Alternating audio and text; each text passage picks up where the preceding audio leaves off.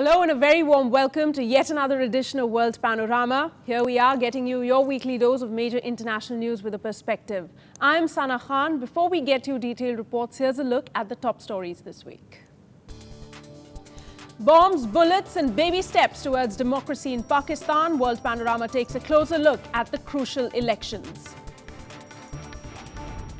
Brazil's Roberto Azevedo to head the World Trade Organization says trading nations must battle protectionism. And Manchester United names David Moyes as the new manager. Moyes quits Everton to replace legendary Sir Alex Ferguson. And straight to the story in focus, Pakistan elections. For a country repeatedly scarred in its independent history, May 11th will be a watershed in Pakistan, the day when one democratically elected government would give way to another through the ballot for the very first time. In Pakistan's history, each attempt at democracy had been prematurely terminated by military coups or even marred by political instability. Nothing for Pakistan comes easy, not even something as natural as electing a government, it seems. Already over 100 people have been killed in what has been termed as the bloodiest run-up to elections.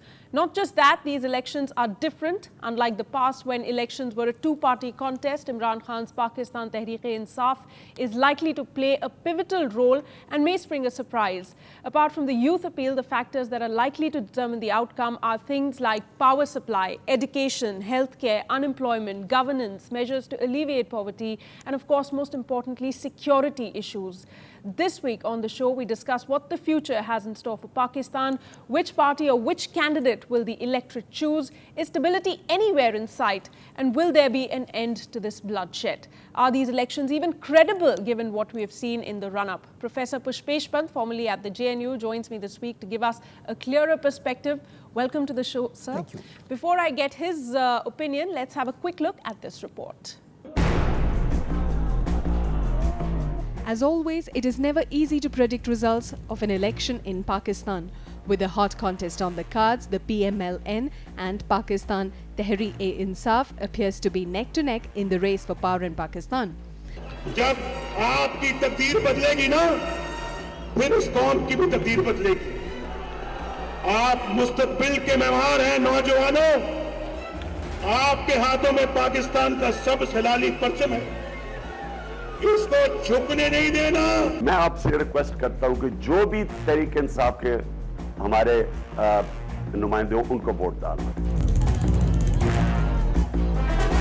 And the public face of the PPP campaign, because of his national recognition, Bilawal Bhutto urged thousands of his supporters to come out and vote for his party. ये आपका फर्ज बनता है. कायदे अवाम का भी आपके लिए ये ख्वाब था. शहीद बीबी पाकिस्तान को इसी मंजिल तक ले जाना चाहती थी और अब मैं उस ख्वाब का वारिस आपका साथ मांगता हूं. According to opinion polls, his Pakistan Muslim League Nawaz, PML-N, is still expected to win the May 11 general election after capitalizing on the failure of the outgoing Pakistan People's Party, PPP, a left-leaning party. Over 25% of respondents in the poll conducted by Herald magazine said they intended to vote for PML-N in the May 11 general election, while 24.98% said their vote would go to Imran Khan's Pakistan Tehreek-E-Insaf, while 17.7% of respondents said they would vote for the Pakistan People's Party. For Pakistan, this election is historic as the state enters its first ever democratic transition, where for the first time a civilian government has completed a full term and is ready to hand over the reign of power to another civilian government. Prior to that, Pakistan was ruled by a military for more than half of its history, mostly through coups.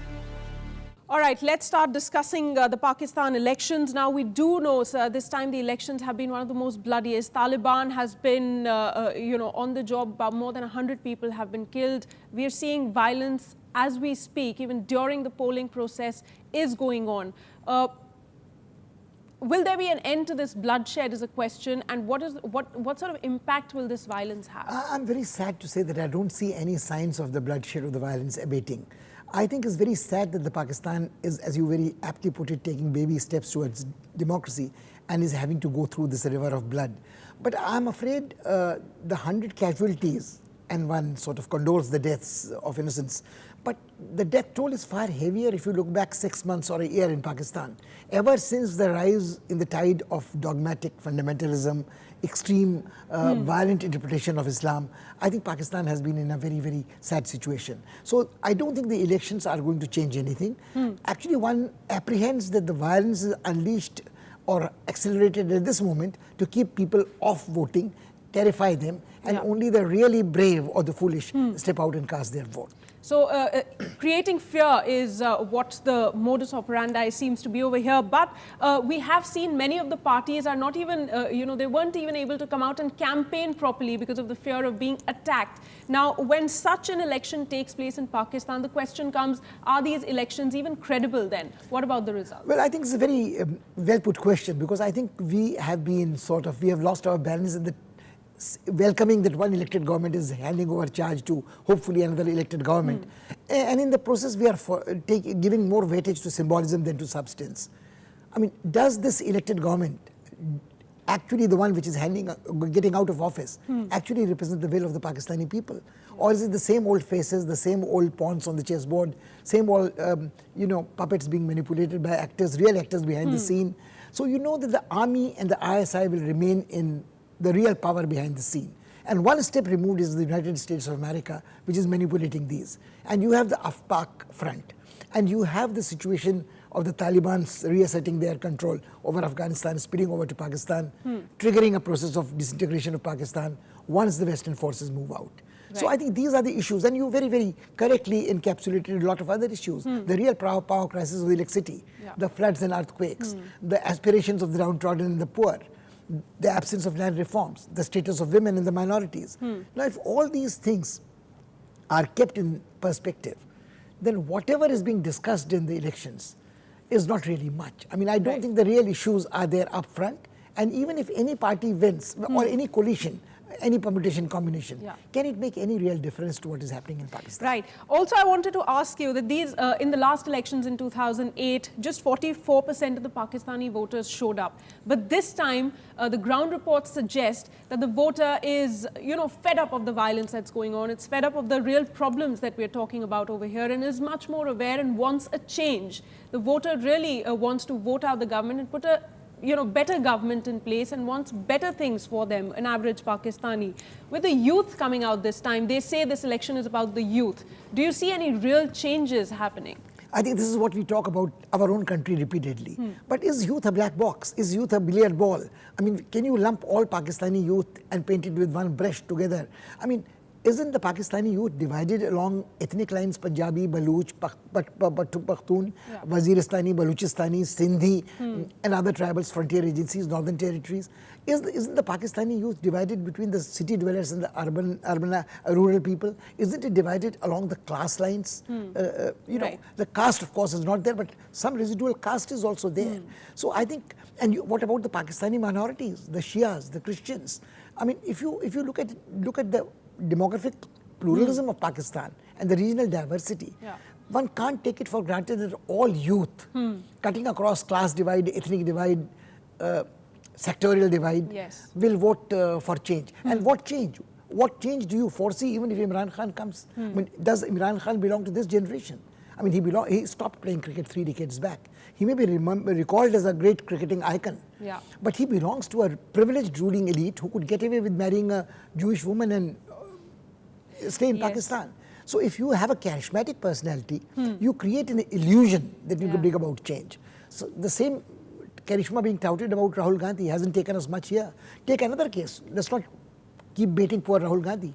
The kind of aspirations of youth which were aroused by Akhilesh in UP, and less than 1 year down the line, there is great disillusionment, and the DNA in the SP seems to be violent, unabated. The same thing might be happening in Pakistan. All right, let's have a quick look at this report. As Pakistan gears up to witness its first democratic transition, violence continued to overshadow the election season, leaving more than 100 people dead and scores more wounded since late April.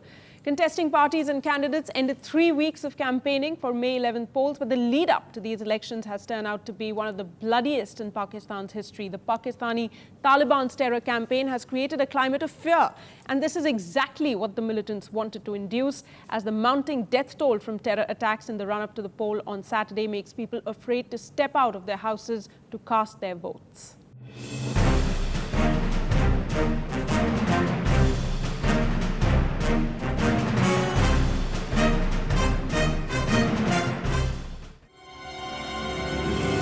Pakistan elections this year are not just about hope but fear.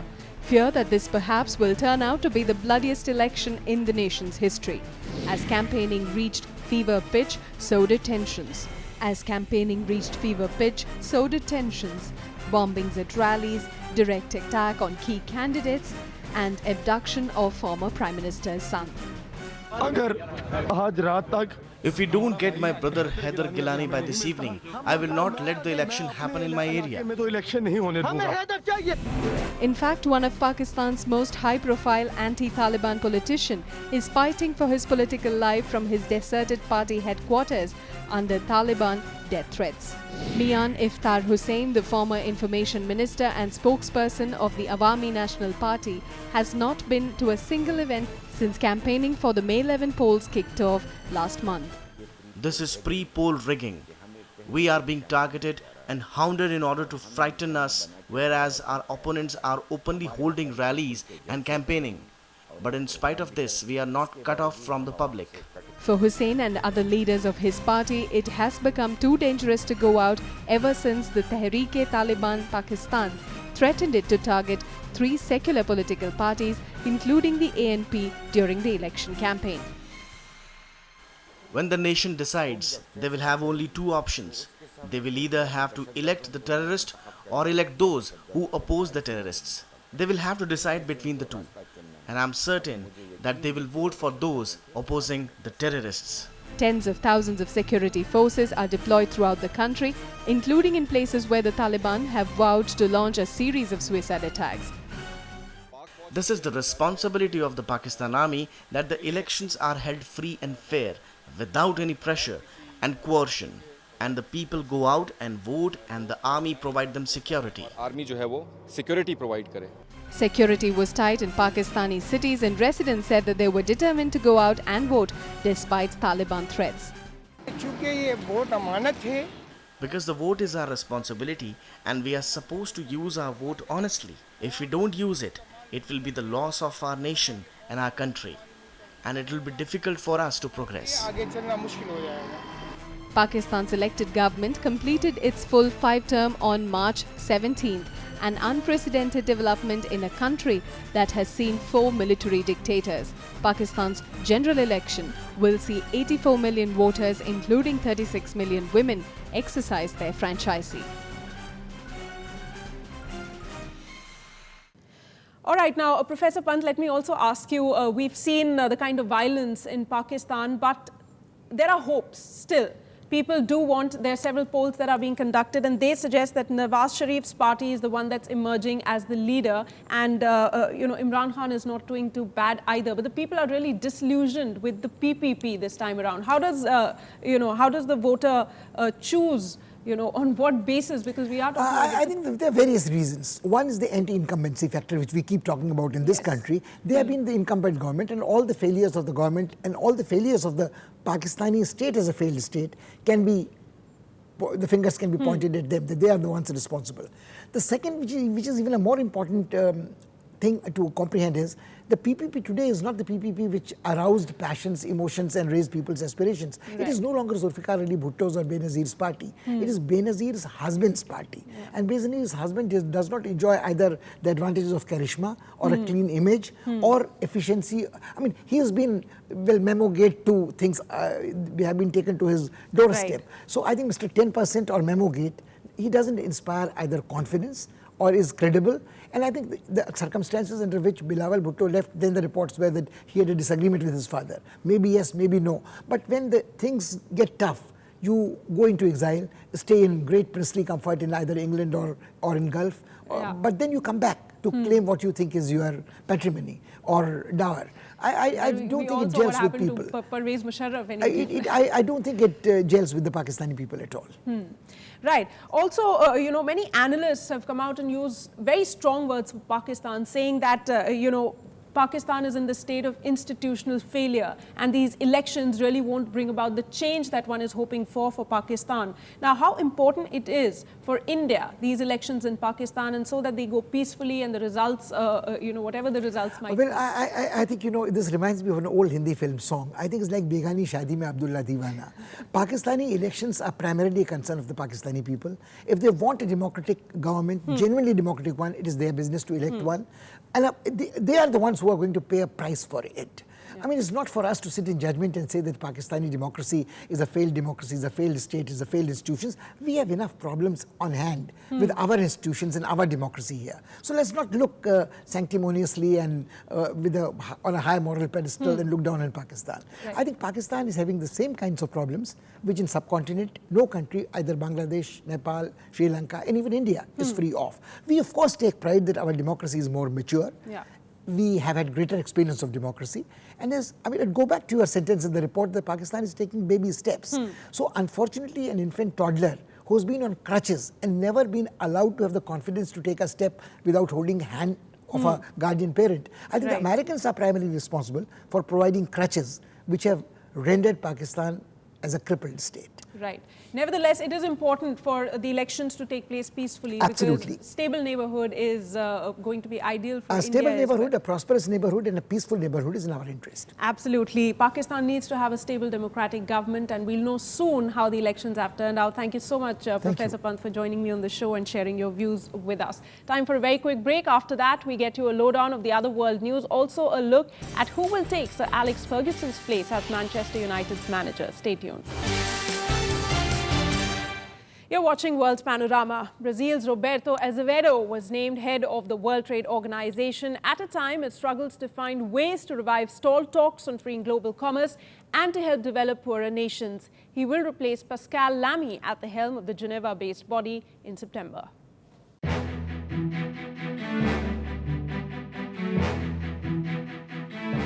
Brazil's Roberto Azevedo has won the race to become the next head of the World Trade Organization, the first candidate from the BRICS club of emerging economies to take the job. We come to this moment where the WTO is in a very critical stage.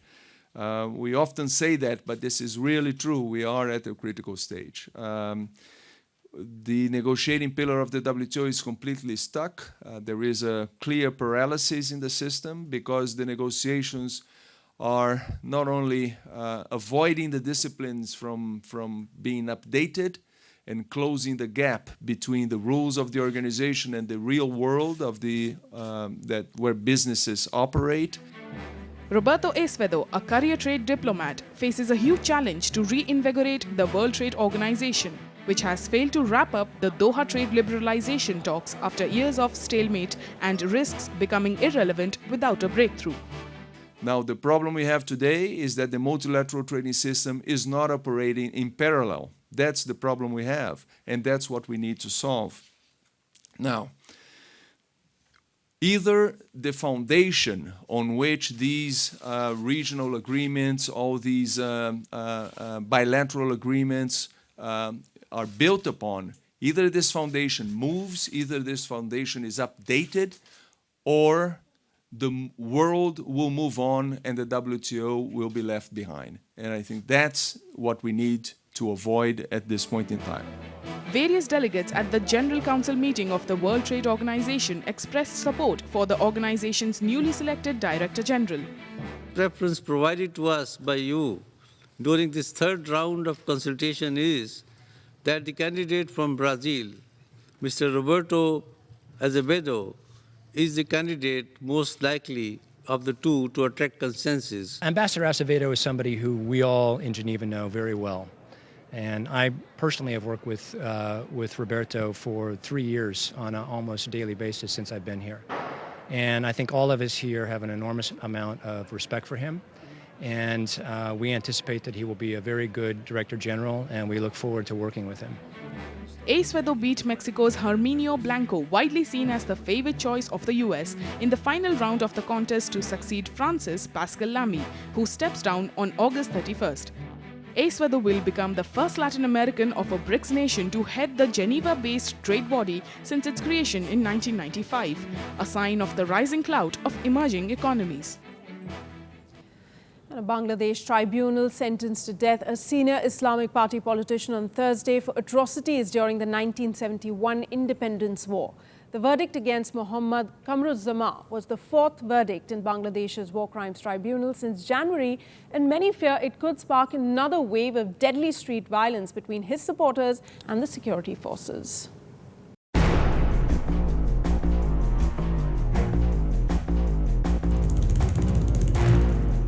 A Bangladesh War Crimes Tribunal convicted and sentenced an Islamist Party leader to death on Thursday. Mohammad Kamruzzama, Assistant Secretary General of the Jamaat-e-Islami Party, was found guilty on charges of genocide and torture of unarmed civilians during the 1971 War of Independence from Pakistan. During the judgment, I was present in the court.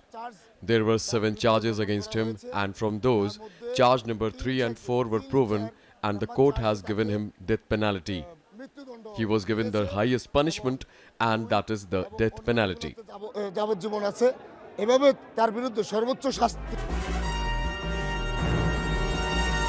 War veterans were among hundreds who cheered the verdict, the fourth reached by the tribunal with more to come, on the street outside the court. Prime Minister Sheikh Hasina has called the trials a long overdue effort at obtaining justice against war criminals 4 decades after Bangladesh split from Pakistan. Critics accused Sheikh Hasina of using the tribunals to decimate the country's opposition parties ahead of elections scheduled for next year.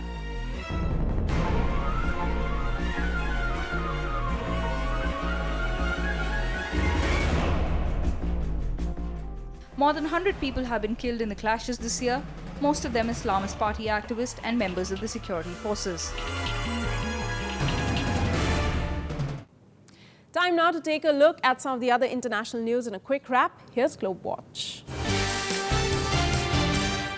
Afghanistan's President Hamid Karzai has announced that the United States intended to maintain 9 military bases in the country after the formal withdrawal of forces in 2014, signaling Washington's decision to maintain a significant military profile in Kabul for at least a decade.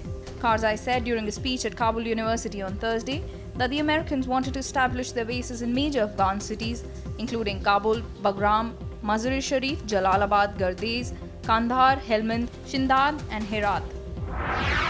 Russia celebrated the annual Victory Day parade with a huge audience near the walls of the Moscow Kremlin and Red Square.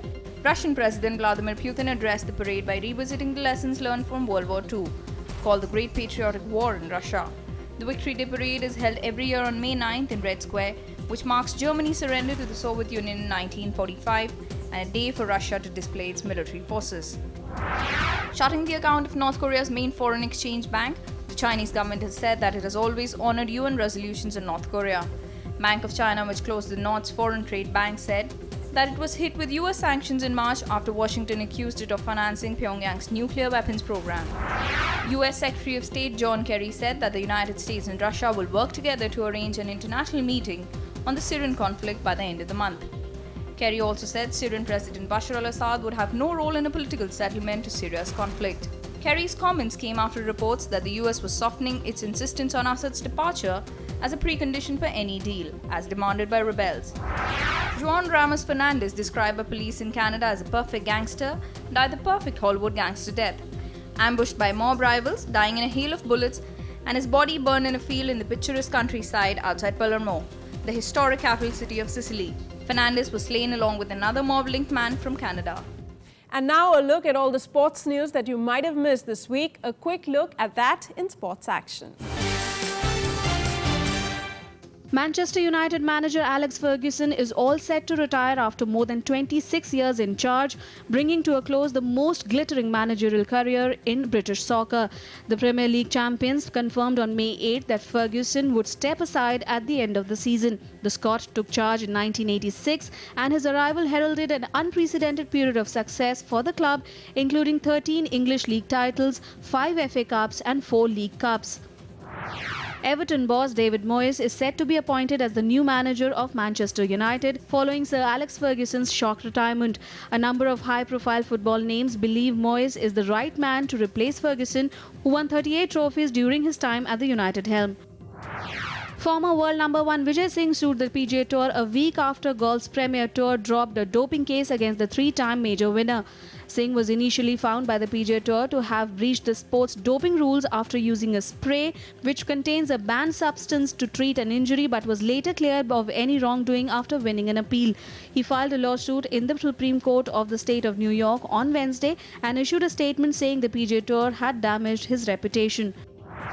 Hawaiian surfer Shane Dorian walked away with one of the sport's most prized accolades, winning the Ride of the Year award at the annual Billabong Global Big Wave Award ceremony held in California. Dorian received $50,000 for the monumental wave he successfully paddled into and served at Jaws Maui last October. And time now for all the very latest news from the world of movies and lifestyle. Here's our entertainment wrap. The cast of The Fast and Furious 6 drove their fans wild at the film's world premiere in the UK. Surrounded by rows of impressive cars, the stars of the global blockbuster franchise packed the blue carpet in London's Leicester Square. Directed by Justin Lee, Fast and Furious 6 is set to open in the UK on May 17th and in the US on the 24th. Work has already started on number 7, which is likely to start filming later this year. The loss of life is unthinkable. Tom Cruise has accepted another mission. The star has signed on for the 5th Mission Impossible movie. Few details have been released, but the franchise has been a moneymaker for Cruise. The last film, 2011's Ghost Protocol, earned $209 million, and the series as a whole has taken in more than $1 billion globally. No word yet on possible release date. Elvis Presley is celebrating another anniversary this year. 40 years ago, on January 14, 1973, Elvis performed the first televised satellite concert from Honolulu, Hawaii. Graceland's Presley's family home and now museum has put together an exhibit that highlights singer's relationship with Hawaii and displays some iconic memorabilia from his historic performance. The exhibits are a part of the ever-rotating displays of memorabilia associated with the king at Graceland and will run through early 2015. British actress Keira Knightley married her rock musician boyfriend James Rington on May 4 in a discreet ceremony in a French village. Knightley, 28, who was nominated for an Oscar for her lead role in the 2000 film Pride and Prejudice, got engaged a year ago to Rington. The couple has been dating for about 2 years. That's all we have for you in this edition of World Panorama. See you next week, same time, with some more international news. Till then, you can follow us on Facebook and Twitter. As I sign off, take a look at these spectacular visuals from Australia as scientists and astronomers from around the world gathered at Tennant Creek to view an annual solar eclipse on Friday. Goodbye and thanks for tuning in.